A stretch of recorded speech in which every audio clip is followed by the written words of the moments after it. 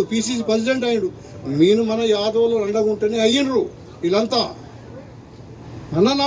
నగర నడిబొట్టులో కూడా వాళ్ళదే, చేవెళ్ళ వాళ్ళే, మహబూబ్ వాళ్ళే, నల్గొండ వాళ్ళే, ఇంక ఉన్న సికింద్రాబాద్ని గుంజుకురి ఓర్వలేక.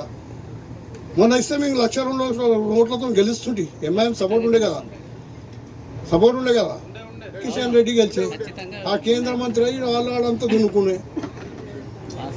ఏదేమైనా కానీ అంటే నేను ఆషామాషిగా నేను కొట్లాడు రే భయ్, మన కొడుకు ఉండేది, తమ్ముడు ఉండేది, మామూలు ఉండేది, ఎవరు పక్షపాతం ఉండదు ఇక్కడ. ఎవడు మెరిట్లో ఒక వజన్లో 8 మంది పోటీ పడతారు కుస్తీలలో, కొట్టుకుంటా ఎవడు బస్ వస్తే వాటికే కదా.